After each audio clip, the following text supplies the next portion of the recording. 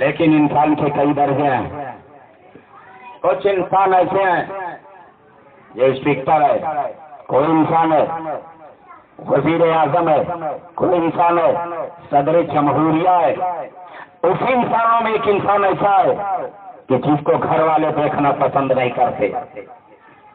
وہ ہے کوڑی، وہ ہے بیمار، اسے گھر والے دیکھنا پسند نہیں کرتے. انسانوں میں کئی درجے ہیں. اب انسان میں مومن اور غیر مومن، مومن میں بھی کئی درجے ہیں. مومنوں میں سب سے اونچا درجہ اگر کسی کا ہے تو امام الانبیاء کا ہے. امام الانبیاء کے بعد تمام انبیاء و مرسلین ہیں، صحابہ کرام ہیں، تابعی تبع تابعین ہیں، ائمہ متقین ہیں، اولیاء کاملین ہیں، شہداء اور صدیقین ہیں. ایسے سلسلہ در سلسلہ درجات بڑھتے چلے آئے. تو ان شہیدوں میں شہید اسے کہا گیا جو اللہ کی راہ میں اللہ کی رضا کے لیے قربان ہوا. قرآن نے کہا کہ انہیں کوئی خوف نہیں، کوئی غم نہیں. دیکھیے ایک واقعہ میں آپ کے سامنے رکھتا ہوں جو واقعہ بہت مشہور و معروف ہے. سن 1934 عیسوی کا واقعہ ہے، نئے ہندوستان کا واقعہ ہے. ایک شخص کا نام کراچی کا رہنے والا، ایک شخص کا نام عبدالقیوم ہے. اور عبدالقیوم جو بہت غریب تھا، جھوپڑی میں رہتا تھا، اپنے گھر میں بچوں کی حفاظت کرتا تھا، رکشہ چلاتا تھا، رکشہ چلا کے گزر بسر کرتا تھا. اس غریب کا نام لینے والا کوئی نہیں تھا، لیکن نبی کی محبت اس کے دل میں تھی. اور نبی کی محبت جب غالب آئی تو ایسا روشن ہوا کہ رہتی دنیا تک اس کا نام منبر سے لیا جاتا ہے. اور عبدالقیوم ایک ہی وقت میں شہادت کا جام پی کر اتنا عرفہ والا ہو گیا کہ جس کا نام لینا کوئی پسند نہیں کرتا تھا. وہ عبدالقیوم کا واقعہ یہ ہے کہ ایک مرتبہ وہ رکشہ چلاتے ہوئے جا رہا تھا، کچہری کی طرف پہنچا. کسی سے پوچھا بھائی آج کہاں ہے آپ لوگ بھاگے جا رہے ہو؟ لوگوں نے کہا جناب تمہیں اس سے کیا غرض ہے، تم اپنا کام کرو. وہ عبدالقیوم پوچھا نہیں کوئی معاملہ عجیب سا لگ رہا ہے. تو ان لوگوں نے کہا کہ آج ایک ایسے آدمی کا فیصلہ ہونے جا رہا ہے جو آدمی نبی پاک صلی اللہ علیہ وسلم کی شان میں گستاخی کر دیا تھا، اسی کے نام پر آج فیصلہ ہونے جا رہا ہے. مقدمہ چل رہا تھا. عبدالقیوم غریب بھلے تھا، عبدالقیوم تجرور بھلے تھا، لیکن دیوانہ نبی تھا، عاشق رسول تھا. اس نے جب اتنا سنا کہا کہ بتائیے نبی کا جو گستاخ ہے اس کے نام پہ مقدمہ چل رہا ہے. وہ فوراً رکشے کو کھڑا کیا اور کھڑا کرنے کے بعد آیا، دیکھ رہا ہے کہ تمام لوگ بیٹھے ہوئے ہیں. جج فیصلہ سنانے والا تھا، تب تک وہاں گیا پوچھا وہ کون ہے جس نے نبی کی شان میں گستاخی کی ہے. بڑی عدالت میں جب اشارہ ہوتا ہے کہ وہ غریب رکشہ چلانے والا انسان دیکھیے وہی شخص ہے جس نے نبی کی شان میں توہین کی ہے، فوراً وہ انسان عبدالقیوم چھڑا لیتا ہے. اور لینے کے بعد اس گستاخ رسول کو صلاۃ النار کر دیا اسی عدالت میں، اور اعلان کرتا ہے کہ اے عدالت والوں سنو، میں ایک جرمی آدمی تو ضرور ہوں عدالت کے سامنے، میں نے ایک آدمی کو قتل کیا ہے، لہٰذا جو بھی سزا دینا چاہتے ہو دے دو. گستاخ رسول کی سزا عدالت میں نہیں بلکہ گستاخ رسول کی سزا گردن سنی میں ہوتی ہے.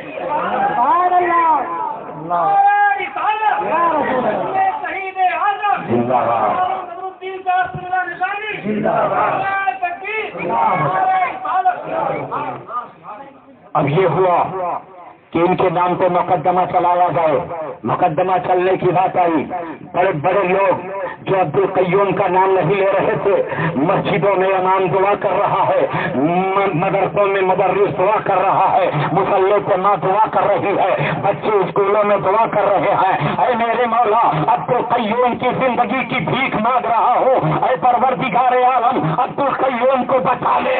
ابھی تک کوئی عبدالقیوم کا نام لینے والا نہیں تھا، لیکن اب دیکھیے اس پہ رسول کتنا اونچا کر دیا کہ اب ہر کوئی اس کا نام ملت اسلامیہ بڑے بڑے وکلا آئے کہنے لگے عبدالقیوم ذرا سا تم بیان بدل دو کہ میں نے نہیں مارا ہے تو تمہیں بتایا جا سکتا ہے. عبدالقیوم نے کہا نہیں میں نے مارا ہے. ارے یہ عدالت کیا ایک عدالت میں سر میں قائم ہوگی. اگر یہاں بیان بدل لوں گا وہاں کون سا بیان لے کے نبی سے گلے ملوں گا. میں تو یہ بیان یہاں نہیں میں سر میں بھی یہی دوں گا کہ میں نے گستاخ رسول کو مارا ہے. نبی یہ ساتھ گلے لگائیں گے اور جنت میں ساتھ لے کے جائیں گے. عزیزان ملت اسلامیہ ہر وقت عبدالقیوم وہاں بیان بدل نہیں رہا ہے. جج نے فیصلہ دے دیا قاتل عبدالقیوم کو پھانسی کی سزا دی جائے. اب عبدالقیوم کو پھانسی کی سزا تب دینے کا حکم ہوا تو تمام لوگ تماشائی تو آ گئے ہیں. اللہ اکبر مسلمانوں دعائیں مانگی جا رہی ہیں آنسو جو ہے برستی جا رہی ہے. اللہ اللہ مسلمانوں جب پھانسی کے تختے پر چڑھایا گیا اور پھانسی دی جاتی ہے تو عبدالقیوم کا جب جنازہ نکلا ہے اللہ اللہ مسلمانوں آج تک تاریخ گواہ ہے کہ اتنا جنازے میں لوگ نہیں شریک ہوئے تھے جتنا عبدالقیوم کے اس جنازے میں لوگ شریک ہوتے ہیں. تقریباً 1 لاکھ سے کئی زیادہ لوگ اس کے جنازے میں شریک ہوتے ہیں. جب جنازہ اٹھتا ہے اور کوئی سفتیاں لے کر کے دعائیں مانگ رہا ہے اللہ اللہ مسلمانوں یہ تو دنیا کے لوگ تھے جو عبدالقیوم کے جنازے میں شریک ہوئے تھے. ایک عاشق رسول کے جنازے میں شریک ہوئے تھے. ایک نبی کے غلام کے جنازے میں شریک ہوئے تھے. اللہ بہتر جانے خالی فرشتے کتنے نازل ہوئے تھے جو اس عاشق صادق کے جنازے میں شریک ہوئے ہوں. یہ ہے عشق کی بات. عشق کی بات تھی. غریبی دور ہو گئی نام روشن ہو گیا. اسی لیے تو سرکار والا حضرت عرض کرتے یا رسول اللہ چمک تجھ سے پاتے ہیں سب پانے والے. میرا دل بھی چمکا دے چمکانے والے. اور جیسا نبی نے چمکایا اور صبح قیامت تک وہ چمکتے رہیں گے. اور صرف وہی نہیں ان کی نسلیں چمکتی رہی. نسلیں چمکتی رہی. کیوں؟ اس لیے آج چمکانے کی بات ہوتی ہے تو کوئی سجدہ ہے اے اللہ میری دکان چمکا دے.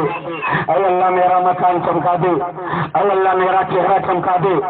اے اللہ میرے بچوں کو چمکا دے. لیکن اے میرے اعلیٰ حضرت اے سرکار اعلیٰ حضرت آپ نے جو چمکانے کی بات کی تو بریلی شہر کو کیوں نہیں مانگا؟ اپنی دکانوں بکال کو کیوں نہیں چمکوایا؟ اپنی نسلوں کو کیوں نہیں چمکوایا؟ سرکار اعلیٰ حضرت فرماتے ہیں اے غلام بدرالدین سن ارے سن دل بھلے چھپی جگہ کا نام ہے. جب دل چمک جائے گا تو پورا وجود چمک جائے گا. اور بے شک میرا دل کیا چمکا کہ میری نسلیں چمک گئی میرا سب کچھ چمک گیا. صرف اپنے ہی لیے نہیں بلکہ سب کے لیے. کیا کہا؟ برستا نہیں دیکھ کر ابر رحمت. یا رسول اللہ برستا نہیں دیکھ کر ابر رحمت. بدوں پر بھی برسا دے بدوں پر بھی برسا دے برسانے والے. تو دوستو یہ شہیدوں کی بات. اب آئیے دیکھیے حدیث سے لیا جائے کیا شہید زندہ ہے کہ نہیں؟ قرآن نے تو للکار کے کہہ دیا زندہ ہے. ایسے ایسے لوگ ہیں زندہ کس طرح ہیں. آئیے ایک صحابی کا واقعہ آپ کے سامنے رکھتا ہوں. یہ سن 1933 عیسوی کا واقعہ ہے. کس سن کا؟ سن 1935 کا واقعہ. اور یہ جو واقعہ بھی بولا سن 1934 کا واقعہ تھا. سن 1934 میں انڈیا پاکستان سب ایک تھا اسی لیے میں نے بھارت کا نام لیا تھا. دوستو سن 1934 میں عراق کے شاہ فیصل کو خان نے بشارت ایک صحابی دیتے ہیں. اس صحابی کا نام حضرت حذیفہ رضی اللہ تعالیٰ عنہ ہے. حضرت حذیفہ رضی اللہ تعالیٰ عنہ اب فرماتے ہیں خواب میں کہ ایسا ہے فیصل ایسا ہے دیکھیے میں جس قبر میں ہوں وہ دریائے دجلہ کے قریب ہے. میری قبر میں پانی آ رہا ہے نمی آ رہا ہے. لہٰذا صبح اٹھو اور اٹھنے کے بعد میری قبر کو دوسری جگہ کھود کے میری لاش کو دوسری جگہ رکھو. آپ نے یہ بھی فرمایا ایسا ہے فیصل میرے بغل میں ایک صحابی کی قبر اور ہے. ان کا نام جابر حضرت جابر ابن عبداللہ ہے. ان کی بھی قبر میں نمی آ چکی ہے. لہٰذا ایک رات کو خواب دیا کہ ایسا ہے میں اس رات کو خواب دے رہا ہوں. شاہ فیصل اول صبح اٹھے مصروفیت کی بنا پر خواب کو بھول گئے. جو ہے تمام کام زیادہ فخر پہ وہ خواب کو بھول گئے. دوسری شب کے خواب میں کیا دیکھتے ہیں وہی خواب ظاہر ہوا جو خواب پہلے دیکھ چکے تھے. آج دنیا کو تصور کر رہی ہے کہ رات اللہ نے آرام کے لیے تو بنا دیا ہے, لیکن ایک عاشق رسول سے پوچھا جائے, ایک دیوانے رسول سے پوچھا جائے, اے دیوانہ یہ بتا اللہ نے رات تو بنائی ہے تو کس لیے بنائی ہے؟ تو نہیں کہے گا کہ اللہ نے آرام کے لیے بنایا ہے, وہ عاشق بولے گا اس لیے بنایا ہے کہ دیکھو جب سو تو خواب میں نبی پاک کی زیارت ہو, یہ نیت لے کر کے کہو اللہ تعالیٰ اسی لیے جو ہے رات دے دی ہے کہ اپنے آیت کے صادق کو خواب میں دو دیکھو, اسی لیے تو کسی عاشق نے کہہ دیا ہے یا رسول اللہ کسی سب خواب میں جلوہ دکھا دو یا رسول اللہ, میری سوئی ہوئی قسمت جگا دو یا رسول اللہ, کسی سب خواب میں جلوہ دکھا دو یا رسول اللہ, میری سوئی ہوئی قسمت جگا دو یا رسول اللہ. اب وہ صحابی جب دوسری شب میں آئے صاحب فیصل کے پاس بادشاہ اول کے پاس کہنے لگے کہ میں نے جو کل خواب میں بشارت دیا تم سن کے انسن بن گئے, تم کیوں نہیں میری خبر کو کھود کے میری لاش دوسری جگہ کرتے, وہ اور میری بھی قبر میں نمی ہے, عبداللہ کو جابر ابن عبداللہ کی بھی قبر میں نمی ہے, ایسا دوسری شب کو بھی خواب دیکھے.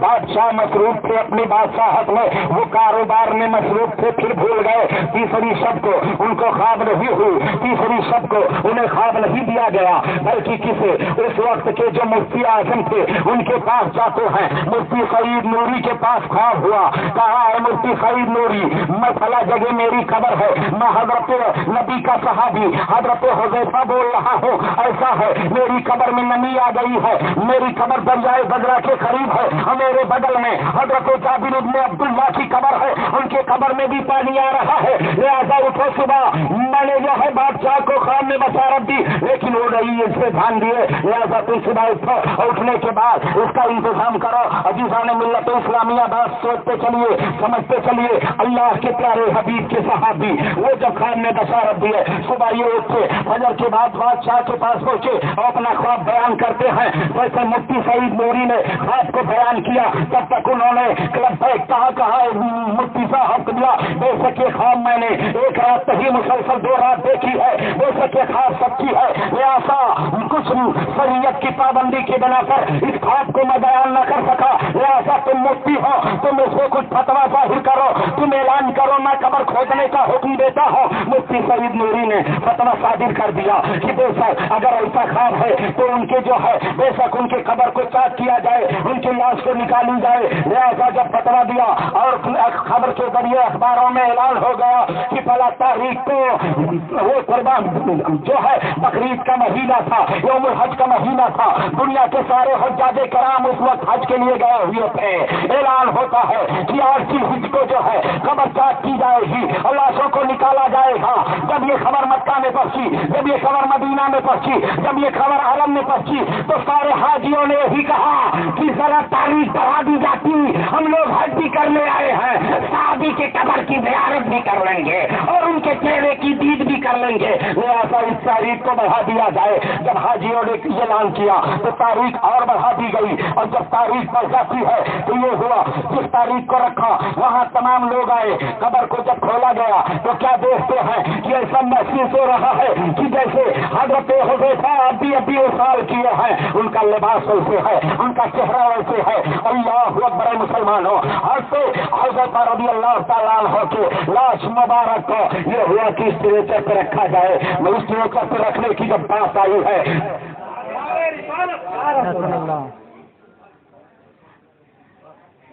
تو تاریخ بتا رہی ہے, علامہ جلال الدین سیوطی فرماتے ہیں کہ وہ لاش مبارک اپنے اسٹریچر پہ آ گئی. سبحان اللہ. اور جب حضرت جابر بن عبداللہ کی قبر کو چاک کیا گیا تو ان کے قبر میں بھی پانی تھا, ان کی بھی لاش کو منتقل کیا گیا. شاہ فیصل اول نے شیشے کی دیوار بنا کر اور ان کی بہترین مضبوط قبر